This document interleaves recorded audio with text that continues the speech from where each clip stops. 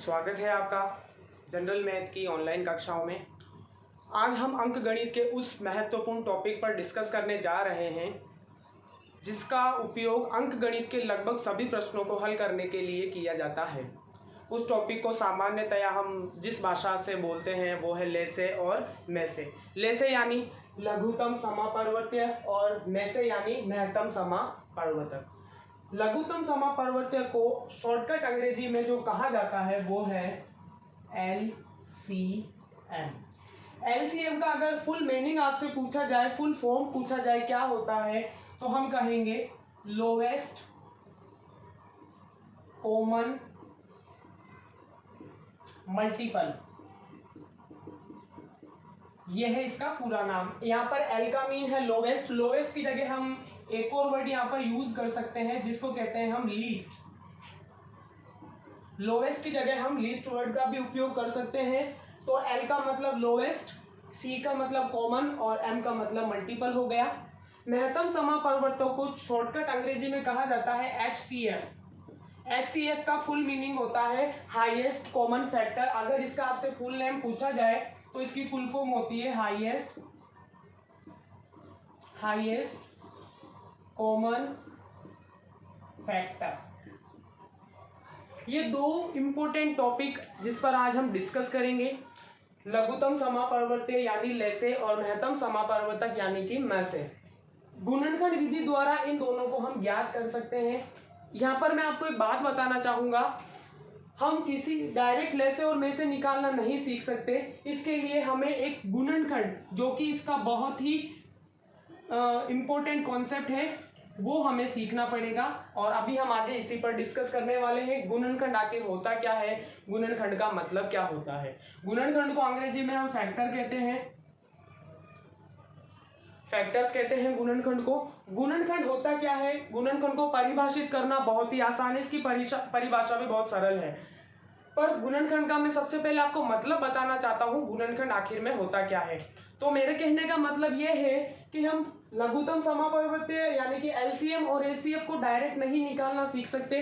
इसे निकालने के लिए, इनको सीखने के लिए हमें एक कॉन्सेप्ट क्लियर करना पड़ेगा जो कि है गुणनखंड। क्योंकि LCM और HCF को जिस विधि द्वारा ज्ञात किया जाता है उस विधि का नाम है अभाज्य गुणनखंड विधि। अभाज्य गुणनखंड विधि में यहाँ पर ये जो गुणनखंड वर्ड आया है इसका मतलब हम समझेंगे। अगर हम गुणनखंड को अच्छे से निकालना सीख लें, गुणनखंड का हमारा कॉन्सेप्ट अच्छे से क्लियर हो जाता है, तो हम LCM और HCF निकाल सकते हैं, कहीं कोई दिक्कत नहीं आने वाली है। तो चलिए आइए हम समझते हैं गुणनखंड का मीन क्या होता है, गुणनखंड का मतलब क्या होता है। गुणनखंड को हम अंग्रेजी में फैक्टर कहते हैं। गुणनखंड का मतलब अभी हम समझते हैं। देखिए, एक संख्या पर विचार करते हैं। हमने एक संख्या ले ली यहाँ पर 12। हम एक संख्या 12 पर विचार कर सकते हैं। क्या हम बता सकते हैं कि हम इस संख्या 12 में किन किन संख्याओं का भाग लगा सकते हैं? तो हाँ, हम बता सकते हैं। क्या हम 12 में 1 का पूरा पूरा भाग लगा सकते हैं? बिल्कुल। 2 का भी पूरा पूरा भाग लगा सकते हैं। 3 का भी इसमें हम पूरा पूरा भाग लगा सकते हैं। 4 का भी लगा सकते हैं। 6 का भी लगा सकते हैं और 12 का भी पूरा पूरा भाग लगा सकते हैं। पूरा भाग देने से मेरा मतलब है, जब हम 12 के अंदर किसी भी संख्या का भाग लगा रहे हैं तो शेषफल हमें क्या प्राप्त हो जाना चाहिए? शून्य। इसका शेषफल क्या हो जाना चाहिए? शून्य। इसे कहते हैं पूरा पूरा भाग चला जाना। तो देख सकते हैं आप, संख्या 12 के अंदर 1 का पूरा भाग जा रहा है, 2 का, 3 का, 4 का, 6 का और 12 का। 5 तो नहीं लिया हमने यहाँ पर क्योंकि 5 का पूरा भाग नहीं जा रहा। पूरा भाग देने से मतलब होता है शेषफल क्या प्राप्त हो जाना चाहिए? शून्य। तो हमने देखा संख्या 12 के अंदर 1, 2, 3, 4, 6 और 12, इन 6 संख्याओं का पूरा पूरा भाग लग रहा है। तो हम कह सकते हैं कि ये सभी संख्याएं जो हैं वो 12 के क्या है? गुणनखंड है, फैक्टर हैं। ये सभी संख्याएं 12 के क्या हैं? गुणनखंड हैं। एक और संख्या पर विचार करते हैं। मान लीजिए हम एक संख्या ले लेते हैं 28। वापस हम 28 पर विचार करते हैं, हम इसमें किन किन संख्याओं का भाग लगा सकते हैं? तो 1 का 28 में पूरा भाग लग रहा है, 2 का भी हम इसमें लगा सकते हैं, 4 का हम इसमें पूरा भाग लगा सकते हैं और हम इसमें 7 का भी पूरा भाग लगा सकते हैं, 14 का भाग भी लगा सकते हैं और 28 का खुद का भी इसमें पूरा भाग लगा सकते हैं। तो हम देख सकते हैं 7 ऐसी संख्याएं हैं जिनका पूरा पूरा भाग 28 में लग रहा है, तो ये सभी संख्याएं 28 की गुणनखंड कहलाएंगी। ये सभी संख्याएं जिनका पूरा पूरा भाग 12 में जा रहा है, सभी इसके गुणनखंड है 12 के, और ये संख्याएं 28 के गुणनखंड कहलाते हैं। तो गुणनखंड का मतलब उम्मीद करता हूं आपको समझ में आ गया होगा। अब हम इसको आसानी से परिभाषित कर सकते हैं। तो चलिए आइए गुणनखंड की परिभाषा हम देखते हैं, आखिर गुणनखंड कहते किसे हैं। गुणनखंड की परिभाषा किसी संख्या का गुणनखंड उस संख्या का पूरा पूरा विभाजक होता है। बिल्कुल साफ सुथरी और स्पष्ट परिभाषा है इसकी। देखिए परिभाषा गुणनखंड की, डेफिनेशन है ये गुणनखंड की। किसी संख्या का गुणनखंड, किसी संख्या का गुणनखंड, गुणनखंड उस संख्या का पूरा पूरा विभाजक होता है, विभाजक होता है। यहाँ पर ये जो विभाजक शब्द आया है, इसका मतलब है कि गुणनखंड वही होगा जो दी गई संख्या को पूर्ण रूप से विभाजित कर दे। मतलब शेषफल क्या प्राप्त हो जाए, हमें शून्य, शेषफल 0 प्राप्त हो जाता है, पूरा पूरा विभाजक होता है। किसी संख्या का गुणनखंड उस संख्या का पूरा पूरा विभाजक होता है। यह है गुणनखंड की डेफिनेशन। बिल्कुल क्लियरली है, कहीं पर भी आपसे पूछ ले, लिखने को कहे तो यह डेफिनेशन हम लिख सकते हैं। गुणनखंड के बारे में हमने और कुछ 5 हम निष्कर्ष निकालते हैं। गुणनखंड को अभी हमने देखा था, और गुणनखंड करने के बाद हम क्या निष्कर्ष निकाल सकते हैं, बहुत महत्वपूर्ण निष्कर्ष अभी हमारे सामने निकल करके आने वाले हैं। नंबर 1, एक प्रत्येक संख्या का गुणनखंड होता है। एक प्रत्येक संख्या का गुणनखंड होता है। अभी हमने उदाहरण लिया था संख्या 12 का और संख्या 28 का। 12 के हमने गुणनखंड लिखे थे 1, 2, 3, 4, 6 और 12, और 28 के हमने गुणनखंड लिए थे 1, 2, 4, 7, 14 और 28। हमने यही गुणनखंड लिए थे, 12 के हैं और ये गुणनखंड है 28 के। ये है 12 के और ये है 28 के। तो पहला निष्कर्ष क्या निकल के आता है गुणनखंड के माध्यम से, कि एक जो होती है संख्या 1, अंक 1, प्रत्येक संख्या का गुणनखंड होता है। कोई भी संख्या आपको दे दी जाए गुणनखंड करने के लिए, या पूछ सकते हैं क्या इसका एक गुणनखंड होगा, तो हमारा जवाब होगा यस, एक प्रत्येक संख्या का गुणनखंड होता है। निष्कर्ष नंबर 1। दूसरा निष्कर्ष हम क्या निकालते हैं, देखिए, प्रत्येक संख्या स्वयं अपना एक गुणनखंड होती है। संख्या 12 का गुणनखंड 12 खुद है और 28 का गुणनखंड संख्या 28 खुद है। तो दूसरा निष्कर्ष हमारे पास निकल करके आता है कि प्रत्येक संख्या स्वयं अपना एक गुणनखंड होती है। प्रत्येक संख्या स्वयं अपना एक गुणनखंड होती है। प्रत्येक संख्या स्वयं अपना एक गुणनखंड होती है। यह है हमारा गुणनखंड के लिए दूसरा निष्कर्ष। देख रहे हैं हम 12 का गुणनखंड 12 और 28 का भी गुणनखंड 28। इसका मतलब प्रत्येक संख्या जो है वो अपना खुद का एक गुणनखंड होगी। तीसरा निष्कर्ष, किसी भी संख्या का गुणनखंड, किसी संख्या का गुणनखंड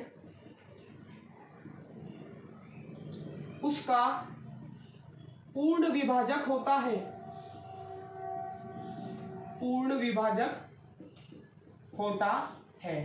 इस निष्कर्ष को ध्यान से हम देखने पर हमें पता चलता है पूर्ण विभाजक होता है। किसी संख्या का गुणनखंड उसका पूर्ण विभाजक होता है। इससे हमारा मतलब है कि ये जो गुणनखंड है, अगर हम इनका भाग लगाने जाएंगे 12 में और इनका भाग लगाने जाएंगे 28 में, तो हमारा भाग पूरा पूरा जाएगा और शेषफल हमें 0 प्राप्त होगा, 0 प्राप्त होगा। इसका मतलब यह है कि पूर्ण विभाजक होता है।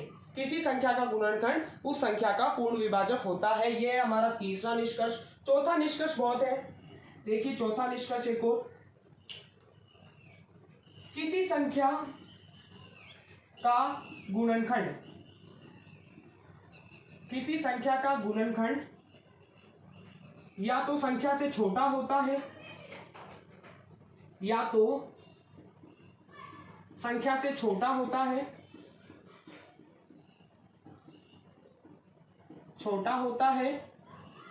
या फिर संख्या के बराबर होता है, या फिर संख्या के बराबर या संख्या के तुल्य होता है, संख्या के बराबर होता है। देख लीजिए यहाँ पर 12 के गुणनखंड 1 2 3 4 6, ये सारी संख्याएं 12 से छोटी हैं। तो निष्कर्ष क्या निकला, किसी संख्या का गुणनखंड या तो संख्या से छोटा होगा या फिर उस संख्या के बराबर होगा। बराबर से मतलब यहाँ पर 12 भी 12 का गुणनखंड है और संख्या 28 भी 28 का गुणनखंड है। तो किसी संख्या का गुणनखंड या तो संख्या से छोटा होगा या फिर संख्या के बराबर होगा। गुणनखंड कभी भी दी गई संख्या से बड़ा नहीं हो सकता, यह असंभव है। किसी भी संख्या का गुणनखंड संख्या से बड़ा हो जाए, जैसे अभी हम कहते हैं यहाँ पर कि 14 भी 12 का गुणनखंड है, नहीं, 14 जो है वो 28 का गुणनखंड होगा क्योंकि वो उससे छोटा है। 13 12 का गुणनखंड नहीं हो सकता।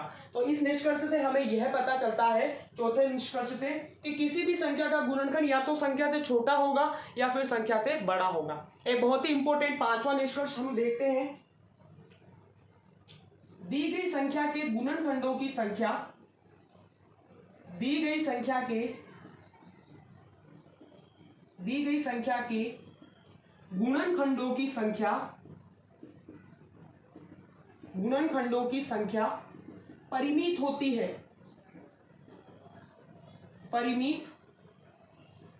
है, किसी संख्या के जो भी हमें संख्या दी जाती है गुणनखंड करने के लिए, तो हम ये नहीं है कि उसके अनंत गुणनखंड निकाल दें, बहुत सारे गुणनखंड निकाल दें, हम गिन ही नहीं सकते। कहने का मेरा मतलब ये है कि हम गुणनखंड जब निकालते हैं तो हमें उस संख्या के गुणनखंडों की संख्या पता होती है। हम काउंट कर सकते हैं कि दी गई संख्या के कितने गुणनखंड हैं। जैसे अभी यहाँ पर हम 12 के हमने देखा 1 2 3 4 5 6 गुणनखंड है। इन 6 के अलावा संख्या 12 का और कोई गुणनखंड नहीं है। इसी प्रकार संख्या 28 के 1 2 3 4 5 6 गुणनखंड है, इनके अलावा संख्या 28 का और कोई गुणनखंड नहीं है। तो हम किसी संख्या के गुणनखंडों की संख्या को काउंट कर सकते हैं, गिन सकते हैं। परिमित शब्द का मतलब है संख्या सीमित होती है, मतलब एक लिमिट होती है गुणनखंड की कि भाई 6 से ज्यादा संख्या 12 के गुणनखंड नहीं हो सकते तो नहीं हो सकते। तो ये 5 महत्वपूर्ण निष्कर्ष गुणनखंड के बारे में। गुणनखंड हमने देखा, किसी संख्या का गुणनखंड उस संख्या का पूरा विभाजक होता है। पूरा विभाजक होने का मतलब हमें शेषफल, जब हम भाग देना जाएंगे तो हमें शेषफल 0 प्राप्त हो जाएगा। तो यह है सबसे स्पष्ट, आसान, क्लियर डेफिनेशन गुणनखंड की। और गुणनखंड का मतलब समझने के बाद जब हमने 5 ये निष्कर्ष निकाले हैं, बहुत ही महत्वपूर्ण निष्कर्ष है। क्या? एक जो है प्रत्येक संख्या का गुणनखंड होता है। इस ब्रह्मांड में कोई भी संख्या होगी, एक उसका गुणनखंड होगा ही होगा। पहला निष्कर्ष हमारा। दूसरा निष्कर्ष हमें क्या कह रहा है, प्रत्येक संख्या स्वयं अपना एक गुणनखंड होती है। मतलब 12 जो है 12 अपना गुणनखंड है, 28 का गुणनखंड है, ऐसे 10 का 10 भी गुणनखंड होगा, ऐसे 100 का 100 भी गुणनखंड होगा। तो तीसरा निष्कर्ष हमें कहता है किसी संख्या का गुणनखंड उसका पूर्ण विभाजक होता है। मतलब दी गई संख्या, ये जो गुणनखंड है संख्या 12 के, जब हम इसमें 12 का में भाग लगाएंगे तो भाग पूरा जाएगा। उसी प्रकार जब हम 7 का 14 का 4 का 2 का 28 के अंदर भाग लगाने जाएंगे तो भी भाग पूरा जाएगा। मतलब तीसरा निष्कर्ष, किसी संख्या का गुणनखंड उसका पूर्ण विभाजक होता है। यह था हमारा तीसरा निष्कर्ष। चौथा निष्कर्ष देखिए, किसी संख्या का गुणनखंड या तो उससे छोटा होता है या फिर संख्या से बड़ा होता है। संख्या से बड़ा गुणनखंड नहीं हो सकता।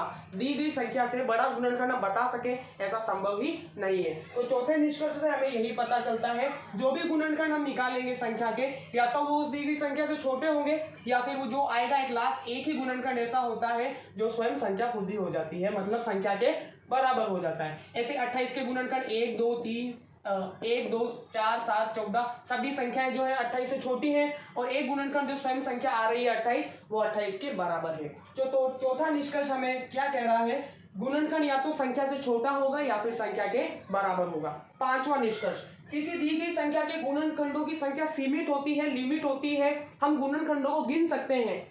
अनंत गुणनखंड किसी संख्या के नहीं होते, हम उसके गुणनखंडों को काउंट कर सकते हैं, गिन सकते हैं। तो उम्मीद करता हूं आपको गुणनखंड का जो कॉन्सेप्ट है वो बेसिकली समझ में आया होगा। किसी संख्या का गुणनखंड उसका पूरा विभाजक होता है, और ये 5 निष्कर्ष हम आराम से इसको समझ सकते हैं, देख सकते हैं, सीख सकते हैं। अब हम एक बात आपसे और मैं यहाँ पर करना चाहता हूँ, जब हम एलसीएम और एचसीएफ निकालने जाते हैं, किसी संख्या का लेसे और में से जब निकाला जाता है तो एक विधि का उपयोग किया जाता है और उस विधि का नाम है अभाज्य गुणनखंड विधि। देखिए हमने गुणनखंड का मतलब तो यहाँ पर समझ लिया, गुणनखंड क्या होता है, लेकिन अब बात होती है अभाज्य गुणनखंड की। अभाज्य गुणनखंड विधि, इस विधि का उपयोग संख्याओं के गुणनखंडों को, अभाज्य गुणनखंडों को ज्ञात करने के लिए किया जाता है और जब हम लेसे और में से निकालने जाते हैं तो हमें अभाज्य गुणनखंड विधि का ही उपयोग लेना होता है, काम में लेना होता है। अभाज्य का मतलब हम पिछले वीडियो में जान चुके हैं, सीख चुके हैं। हमने अभाज्य संख्याओं के बारे में पढ़ा था। ऐसी संख्याएं जिनमें स्वयं और एक के अलावा अन्य किसी संख्या का भाग नहीं जाता, उन्हें हम अभाज्य संख्याएं यानी कि प्राइम नंबर्स कहते हैं। और गुणनखंड का बेसिक अभी हमने सीख ही लिया। अब हम जानते हैं ये अभाज्य गुणनखंड विधि आखिर में होती क्या है। तो देखिए एक सेकेंड, अभाज्य गुणनखंड विधि लेसे और में से निकालने की सबसे सरल और सबसे ज्यादा प्रचलित विधि है। अभी हमने संख्या 12 के गुणनखंड करके देखे तो हमें 6 गुणनखंड प्राप्त हुए, 1 2 3 4 6 और 12। इसी प्रकार हमने संख्या 28 के गुणनखंड किए तो भी हमें 6 गुणनखंड प्राप्त हुए। अब हम इन दोनों संख्याओं का गुणनखंड ज्ञात करेंगे अभाज्य गुणनखंड विधि से। देखिए क्या होता है। तो अभाज्य गुणनखंड विधि का से गुणनखंड ज्ञात करने के लिए हम सबसे पहले एक ऊर्ध्वाधर रेखा खींचते हैं, उसके बाद एक ऐसे क्षैतिज रेखा खींचते हैं और जिस संख्या के हमें अभाज्य गुणनखंड करने हैं उस संख्या को हम यहाँ पर लिखते हैं। जैसे अभी हम 12 के गुणनखंड करने जा रहे हैं तो 12 को हमने यहाँ पर लिख दिया। ऐसे हम यहाँ पर 28 के गुणनखंड करेंगे तो संख्या 28 को हम यहाँ पर लिख देंगे। अब अभाज्य संख्या मतलब अभाज्य संख्याओं से आपको शुरू करना है। तो देखिए 12 के अंदर सबसे छोटी अभाज्य संख्या 2 का भाग जा रहा है। तो 2 का भाग देने के बाद किसी भी संख्या में 2 से भाग देने का मतलब होता है आप उस संख्या के आधे कर दीजिए, हाफ कर दीजिए। तो 12 के आधे कितने हो गए, 6। इसका मतलब 12 के अंदर 2 का भाग चला गया 6 बार। 6 में अभी भी 2 का भाग और दे सकते हैं हम एक बार, जो जा रहा है 3 बार। 6 के आधा हो गया 3। अब 3 एक अभाज्य संख्या आ गई है, दूसरी सबसे छोटी अभाज्य संख्या है 3। अब हम 3 के अंदर 3 का भाग लगाएंगे तो हमें 1 यहाँ पर प्राप्त हो जाएगा। अभाज्य गुणनखंड आपको कब तक करते जाने हैं, जब तक आपको भाग देते देते 1 प्राप्त नहीं हो जाता तब तक हमें अभाज्य गुणनखंड करते जाना है। अब यहाँ पर हमें 1 प्राप्त हो चुका है, यही हमारी प्रक्रिया समाप्त। अब हम लिखेंगे 12 के गुणनखंड, 2 गुणा 2 गुणा 3। इनको गुणा करके देखते हैं, 3 दूनी 6, 6 दूनी 12, वापस 12 आ रहा है और ये है संख्या 12 के अभाज्य गुणनखंड। ऐसे हम संख्या 28 के गुणनखंड करके देखते हैं। सबसे छोटी अभाज्य संख्या 28 में 2 का भाग जा रहा है तो 28 के आधे कर दिए, 28 के आधे होते हैं 14, 14। फिर 14 के अंदर 2 का भाग एक बार और जा रहा है, हमने दिया 7 बार, 14 के आधे हो गए 7। अब हम जानते हैं 7 जो है वो भी एक अभाज्य संख्या है और अभाज्य संख्या स्वयं से ही कटती है। तो स्वयं से काटने के लिए हमें 7 के अंदर 7 का ही भाग लगाना होगा और 7 के अंदर 7 का भाग जाता है एक बार। तो अब हम 28 के जो अभाज्य गुणनखंड लिखने जाएंगे तो कुछ इस प्रकार से लिखेंगे, 2 गुणा 2 गुणा 7। अब ध्यान से गौर कीजिए, विचार कीजिए, हमने क्या पाया, हमने क्या देखा, आप क्या नोटिस कर रहे हो। 2 3 ये कहाँ चले गए गुणनखंड, 4 6 ये कहाँ चले गए गुणनखंड, संख्या 12 में तो है ही नहीं। जबकि हमने तो गुणनखंड में यहाँ पढ़ रखा है कि 6 गुणनखंड है 12 के और 6 गुणनखंड है 28 के। ऐसे 28 में देखिए 4 कहीं नहीं आया, 14 कहीं नहीं आया, क्यों? तो इसका बहुत ही सिंपल सा कारण है, हम ये जो गुणनखंड करने जा रहे हैं वो विधि है अभाज्य गुणनखंड विधि, मतलब prime factorization system. Prime factor method के अंदर हमें एक संख्या के केवल अभाज्य गुणनखंड ही प्राप्त होते हैं, अन्य गुणनखंडों से हमें कोई मतलब नहीं होता। लेसे और में से ज्ञात करने के लिए हम इसी विधि का उपयोग करते हैं। उम्मीद करता हूं आपको यहां तक समझ में आया होगा। अब एक छोटी सी बात और आपको बताना चाहता हूं, जब हम किसी संख्या के गुणनखंड करने जाते हैं तो हमें चुनाव करना पड़ता है कि उसमें हम किस संख्या का भाग लगाएं कि पूरा पूरा भाग चला जाए, हमें शेषफल 0 प्राप्त हो जाए। अब ये बहुत बड़ी बात नहीं है, छोटी सी बात है। इसके लिए हमारी जनरल मैथ में, अंक गणित में एक टॉपिक आता है भाजकता के नियम, डिविजिबिलिटी रूल्स जिन्हें हम कहते हैं। अगर हमें अभाज्य संख्याओं के भाजकता के नियम याद हो जाए या समझ में आ जाए तो हम देख सकते हैं कि इस संख्या में किसका भाग जाएगा। समझ सकते हैं आप। जैसे मान लीजिए 56 संख्या 56 के अंदर हम 2 का भी भाग लगा सकते हैं, 7 का भी लगा सकते हैं, 8 का भी लगा सकते हैं, लेकिन हमें शुरुआत 2 से ही करनी है। तो हम किसी भी संख्या में चुनना पड़ता है, चुनाव करना पड़ता है, सेलेक्ट करना पड़ता है कि किस संख्या का हम इसमें भाग लगाएं कि भाग पूरा पूरा चला जाए। इसके लिए हमें एक बेसिक कॉन्सेप्ट और सीखना पड़ेगा जिसका नाम है भाजकता के नियम यानी कि डिविजिबिलिटी रूल्स। वैसे तो संख्या 2 से लेकर के 25 तक की संख्याओं के कुछ बीच में आते हैं भाजकता के नियम, लेकिन परंतु हम यहाँ पर कुछ इंपॉर्टेंट अभाज्य संख्याओं के ही भाजकताओं के नियमों का अध्ययन करेंगे ताकि हमें फैक्टर करने में, अभाज्य गुणनखंड करने में कहीं कोई समस्या नहीं आए। और जब हम अभाज्य गुणनखंड करना सीख गए तो हमारा जो मेन टॉपिक है लेसे और मेसे, एलसीएम और एचसीएफ, वो बिल्कुल आसानी से क्लियर हो जाएगा। तो चलिए हमारी क्लास को आगे की ओर ले जाते हैं और अब मैं आपको बताता हूँ भाजकता के नियम। कुछ महत्वपूर्ण इंपॉर्टेंट सेलेक्ट किए हुए भाजकता के नियम मैं आपको बताऊंगा। संख्या 2 की भाजकता का नियम, 3 की भाजकता का नियम, 5 की भाजकता का नियम। अब आप बोलेंगे सर आपने 4 तो नहीं कहा, 4 भाज्य संख्या है, अभाज्य संख्या नहीं है। तो हम सीखेंगे यहाँ पर 2, 3, 5, 7 और 11 इन 5 संख्याओं के भाजकताओं के नियम हम सीखेंगे। और मेरी गारंटी है, मुझे विश्वास है कि जब आप प्राइम फैक्टर करने जाएंगे तो आपको इन्हीं संख्याओं की, इन्हीं भाजकताओं के नियमों की आवश्यकता पड़ेगी और अभी हम क्लियर कर लेते हैं। तो देखते हैं संख्याओं के भाजकता के नियम। भाजकता के नियम एक प्रकार से हमारे लिए निर्देश का काम करते हैं, हमें ये बता देते हैं पहले से ही, हम बिना भाग लगाए बता सकते हैं कि इस संख्या में इस संख्या का पूरा भाग जाएगा। अब कहने से तो आपको समझ में नहीं आएगा, चलिए आइए बोर्ड पर देखते हैं। तो टॉपिक जो मैं ले रहा हूं उसको कहते हैं हम भाजकता के नियम यानी कि डिविजिबिलिटी रूल्स। भाजकता के नियम, कुछ महत्वपूर्ण संख्याओं के भाजकता के नियम मैं आपको बताऊंगा जिनमें शामिल है 2 की भाजकता का नियम अभी हम पढ़ने वाले हैं आगे, 3 की भाजकता का नियम हम पढ़ने वाले हैं, 5 की भाजकता का नियम हम पढ़ने वाले हैं, 7 की भाजकता का नियम और आखिर में हम पढ़ेंगे 11 की भाजकता का नियम। तो शुरुआत करते हैं हम पहले अपने नियम से, 2 की भाजकता का नियम। बहुत आसान है, तो हम यहाँ पर लिखते हैं 2 की भाजकता का नियम। ये नियम हमसे क्या कहता है इसकी मैं थोड़ी भाषा लिखना चाहूंगा। किसी संख्या का इकाई का अंक 0, 2, 4, 6, 8 में से कोई भी हो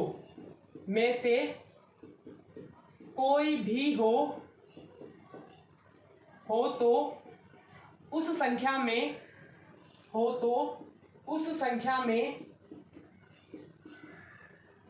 संख्या में 2 का पूरा भाग जाएगा, पूरा भाग जाता है या जाएगा। यह है 2 की भाजकता का नियम, बहुत ही सरल है।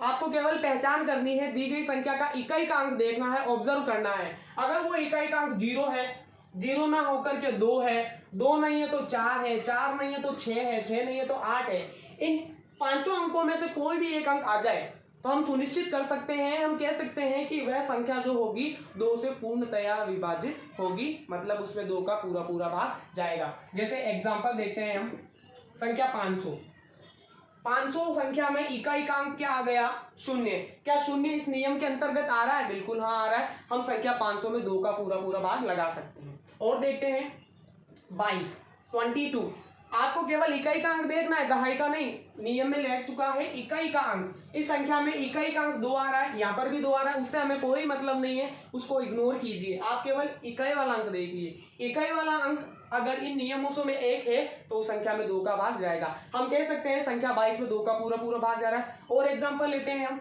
74, इकाई का अंक 4, 2 का भाग जाएगा। और लेते हैं हम 88 ले लीजिए, इकाई का अंक 8 है, 2 का पूरा भाग जाएगा। और ले लेते हैं हम 306, यहाँ ले लेते हैं, चलिए थोड़ी बड़ी नंबर पर जाते हैं, 306, इकाई का अंक क्या है? 6। हमें केवल इकाई के अंक से मतलब है, औरों से कोई लेना देना नहीं है। इकाई का अंक 6 है, इस नियम में आ रहा है, इस संख्या में 2 का पूरा भाग जाएगा। तो समझ में आ गया होगा आपको, 2 की भाजकता का नियम बहुत ही आसान है। किसी भी संख्या का इकाई का अंक 0, 2, 4, 6, 8 में से कोई भी एक हो तो वह संख्या 2 से पूर्णतया विभाजित होगी। ये था 2 की भाजकता का नियम। अब हम लेते हैं अपनी अगली अभाज्य संख्या 3 की भाजकता का नियम। तो देखिए 3 की भाजकता का नियम, इसकी थोड़ी लैंग्वेज लिखते हैं हम पहले। यदि किसी संख्या के अंकों के योगफल में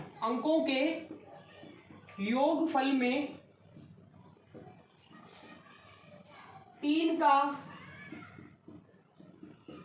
भाग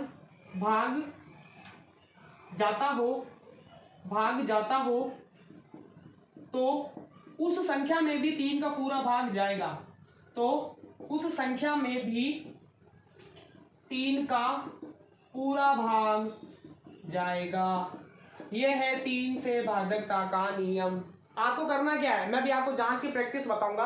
आपको नियम को याद नहीं करना है, कहीं रटना नहीं है, आपको केवल इनकी जांच आनी चाहिए कैसे करते हैं। तो देखिए क्या कह रहा है नियम, इसकी लैंग्वेज पढ़ लेते हैं पहले। किसी संख्या के अंकों के योगफल, आपको एक संख्या दी जाएगी, उसके सभी अंकों को हम जोड़ेंगे और जोड़ करके पता लगाएंगे कि उस योगफल में 3 का भाग जा रहा है कि नहीं जा रहा। अगर जा रहा है तो दी गई संख्या में भी भाग जाएगा, वरना हम मना कर देंगे। चलिए छोटी सी संख्या का उदाहरण लेते हैं। मान लीजिए हमने एक संख्या ले ली 72, 72। इस संख्या के अंदर आपको 2 ही अंक दिखाई दे रहे हैं, एक है 2 और एक है 7। क्या कह रहा है नियम, इस अंकों को जोड़िए। तो हम क्या करेंगे, इस संख्या 72 के अंकों को जोड़ेंगे। तो हम क्या करेंगे जांच के लिए, 7 + 2 यानी कि 7 के अंदर 2 को हमने बीच में जोड़ दिया। तो 7 और 2 को जोड़ने पर हमें इसका योगफल क्या प्राप्त होता है, 9। योगफल क्या प्राप्त हुआ हमें, 7 और 2 का 9। क्या आप बता सकते हो 9 के अंदर 3 का भाग जाता है? बिल्कुल हाँ जाता है। 3 एकम 3, 3 दूनी 6, 3 तिया 9, 3 बार पूरा भाग जा रहा है। तो बिल्कुल हम कह सकते हैं इस संख्या 72 के अंदर भी 3 का पूरा भाग जाएगा। चलिए आइए लगा करके देखते हैं। ये लिया हमने संख्या 72 और इसके अंदर हम भाग लगाते हैं 3 का। 3 एकम 3, 3 दूनी 6, शेषफल बचा 1। अगली संख्या उतारी हमने 2। 3 का पारा कब तक बोले 12 आ जाए, 4 बार। तो 12 से 12 कट और शेषफल क्या प्राप्त हो गया हमें, 0। इसका मतलब क्या हुआ, 72 के अंदर 3 का पूरा भाग चला गया। और भी आप बहुत सी संख्याएं ले सकते हैं, थोड़ी बड़ी संख्या लेते हैं। मान लीजिए आपको एक संख्या दे दी 840। अब आपको जांच करनी है कि इसमें 3 का भाग जा रहा है या नहीं। तो नियम के अनुसार हमें इनके अंकों को जोड़ना है। तो हम क्या करेंगे, 8 में जोड़ेंगे 4, 4 में जोड़ेंगे 0। तो 8 और 4 12, 12 और 0 12। तो संख्या हमें प्राप्त होती है 12। 12 के अंदर 3 का पूरा भाग जा रहा है, बिल्कुल जा रहा है। तो इस प्रकार हम 3 से भाजकता की जांच कर सकते हैं। और भी हम एक संख्या ले सकते हैं, 960 ले लीजिए। 960 में भी आपको क्या करना है भाजकता की जांच के लिए, 9 + 6 + 0। 9 और 6 को जोड़ा 15, 15 में 0 को जोड़ा तो भी 15। किसी भी संख्या में 0 को चाहे जोड़ो चाहे घटाओ कोई फर्क नहीं पड़ता। तो 9 और 6 जुड़ने के बाद क्या बना रहे हैं, 15। और हम देख पा रहे हैं 15 में भी पूरा भाग 3 का जा रहा है। तो ये था 3 की भाजकता का नियम। अगला हम लेते हैं 5, 7 और 11 की भाजकता का नियम। 5 की भाजकता का नियम बहुत आसान है, बहुत सरल है। आपको उम्मीद करता हूं ये दोनों भाजकता के नियम समझ में आए होंगे। अब हम देखते हैं 5 की भाजकता का नियम। 5 की भाजकता का नियम हमसे यह कहता है कि किसी संख्या में इकाई का अंक अगर 0 या 5 में से कोई एक है तो उस संख्या में 5 का पूरा भाग जाएगा। देखिए किसी संख्या का इकाई का अंक 0 या 5, 0 हो या 5 हो, 0 या 5 में से कोई भी हो, 0 या 5 में से कोई भी हो, तो उस संख्या में 5 का पूरा भाग जाता है। पूरा भाग जाता है मतलब हमें शेषफल 0 प्राप्त हो जाता है। उदाहरण देखिए, जैसे 10, सबसे आसान संख्या ले ली हमने 10। संख्या 10 के अंदर इकाई का अंक क्या है, 0, 5 का भाग जाएगा। और लेते हैं हम संख्या 25, 25 में इकाई का अंक क्या है, 5 है, 5 का भाग जाएगा। 125 लेते हैं, 525 लेते हैं, 625 लेते हैं, 720 लेते हैं, 1000 लेते हैं, 1 लाख लेते हैं। ऐसी बहुत सारी संख्याएं हैं जिनमें अगर इकाई का अंक 0 या 5 दोनों में से कोई भी एक हो तो वह संख्या 5 से पूरी तरह विभाजित होगी। मतलब हम कह सकते हैं उस संख्या में 5 का पूरा भाग जाएगा। इसी प्रकार आपको यहाँ पर एक बोल करके बता रहा हूँ, 10 की भाजकता का नियम भी इसी से जुड़ा हुआ है। अगर आपको किसी भी संख्या में इकाई अंक 0 दिख जाए तो वह संख्या 10 से पूरी तरह विभाजित होगी। मैं यहाँ पर ये नहीं कह सकता हूँ कि 25 10 से पूरी तरह विभाजित होगी, नहीं। किसी भी संख्या का अगर इकाई अंक केवल 0 हो तो उस संख्या में 10 का पूरा भाग जाएगा। बहुत सरल नियम है, इसलिए हम उसकी चर्चा यहाँ पर नहीं कर रहे हैं। बढ़ते हैं अपन अगली संख्या की तरफ, 7 से भाजकता का नियम। 7 से भाजकता का नियम, इस नियम की जो भाषा है, अगर मैं आपको भाषा के द्वारा समझाना चाहूँ तो थोड़ा सा वो मतलब डिफिकल्ट हो जाएगा। हम यहाँ पर देखेंगे, केवल उसकी जांच करना देखेंगे। 7 से भाजकता के नियम की जांच, जैसे अभी मैंने आपसे पहले कहा था, ये नियम हमसे पूछे नहीं जाते कि भाई 2 से भाजकता का नियम क्या है, लिख के बताओ, बोल के बताओ। हमको खाली इनकी जांच आ जानी चाहिए। तो हम देखते हैं 7 की भाजकता का नियम क्या है, किसी संख्या में 7 का भाग जाएगा या नहीं जाएगा, इसकी जांच हमें कैसे करनी है। तो देखिए ढंग से, एक संख्या लेते हैं हम 2961, ये संख्या मान लीजिए आपको दे दी गई, और अब हमें जांच करनी है क्या इस संख्या में हम 7 का पूरा भाग लगा सकते हैं, जाएगा या नहीं जाएगा। तो हम भाग देने के बजाय क्यों ना जांच कर लें इसकी। तो जांच करने का जो तरीका है उसको ध्यान से देखिएगा। आपको करना क्या है, दी गई संख्या, ये जो 2961 हमें संख्या दे रखी है, इसके इकाई के अंक को 2 से गुणा करवाना है। यहाँ पर इसमें अंदर इकाई का अंक क्या है, 1 है, हम इसे 2 से गुणा करेंगे, और 2 से गुणा करने के बाद ये जो शेष 3 अंक बचेंगे उसको घटा देंगे। देखिए मैं बोर्ड पर करके बताता हूँ आपको। जैसे 2961 में इकाई का अंक हमने क्या ले लिया, 1। इस 1 को हमें गुणा करवाना है किससे, 2 से, और ये जो गुणनफल प्राप्त होगा इसको हमें संख्या के शेष अंकों में से, जो बचे हुए अंक हैं उनमें से माइनस करना है, सब्ट्रैक्ट करना है, घटाना है। तो चलिए घटा करके देखते हैं। तो यहाँ बचेगा 296, पहले हम गुणा करेंगे, 2 का हमने 1 से गुणा करवाया तो हमें क्या प्राप्त हुआ, 2। अब हम क्या करेंगे, 296 में से 2 घटा देंगे, तो 296 में से 2 घटाने पर हमें उत्तर प्राप्त होता है 294। अब हम 294 में 7 का भाग लगा के देखेंगे। तो 294 में 7 का भाग लगा करके हम देखते हैं। 7 चौक 28, 4 बार भाग गया, शेषफल प्राप्त हुआ 1। अगली संख्या हमने उतारी 4, संख्या बन गई 14। 7 एकम 7, 7 दूनी 14। आप देख सकते हैं संख्या इस 294 के अंदर 7 का पूरा भाग 42 बार चला गया। मतलब क्या हुआ, अब इस संख्या में भी 7 का पूरा भाग जाएगा। अब देख सकते हैं जांच करके, इस प्रकार से 7 की भाजकता का नियम है। आपको करना क्या है, दी गई संख्या के इकाई के अंकों को 2 से गुणा करवाना है, और शेष जो अंक बचते हैं उसमें से उस गुणनफल को घटा देना है। घटाने के बाद आपको उसमें भाग लगा के देखना है 7 का। अगर उसमें भाग पूरा चला जाता है तो इस संख्या में भी 7 का पूरा भाग जाएगा। हम कह सकते हैं कि ये संख्या 2961 भी 7 से पूर्णतया विभाजित होगी। तो ये थी 7 के भाजकता का नियम, केवल आपको जांच बता रहा हूँ। इसी प्रकार संख्या 11 की जो भाजकता का नियम है, वो भी थोड़ा सा उसकी जो लैंग्वेज है, भाषा जो है थोड़ी सी, मैं आपको केवल जांच के हिसाब से बहुत अच्छे से समझाना चाहूंगा। तो देखिए 11 की भाजकता का नियम, उसकी जांच किस प्रकार से की जाती है। संख्या 11 की भाजकता का नियम, जांच कैसे करनी है। तो एक संख्या पर हम सोचते हैं, एक संख्या पर विचार करते हैं। मान लीजिए हमें एक संख्या दे दी जाए,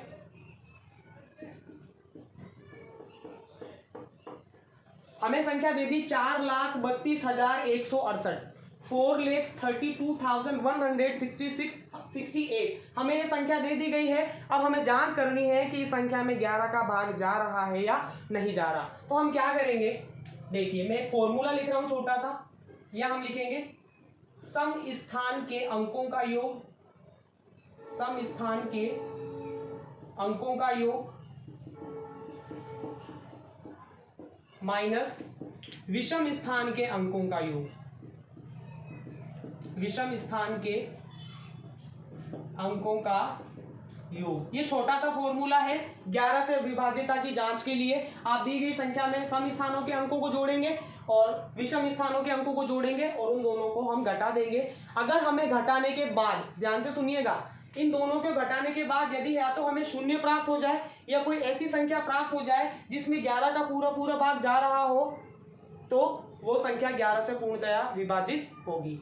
तो ध्यान से देखिए कैसे करना है। सम स्थान के अंक आपको कैसे लेने हैं और विषम स्थान के अंक आपको कैसे लेने हैं। इधर से शुरू करना है आपको, हमारे सीधे हाथ की तरफ से, राइट हैंड की तरफ से। यहाँ पर देखिए 1 विषम स्थान का अंक है, इसको नहीं लेंगे। तो 2 पर कौन आ रहा है, 6 प्लस इसको आप चाहे तो नंबरिंग भी कर सकते हैं, ऐसे थोड़ा सा और आसान हो जाएगा। इसको नंबरिंग कर लीजिए 1 2 3 4 5 और ये 6। अब देखिए सम स्थान का अंक कौन सा आ रहा है, 6 हमने ले लिया।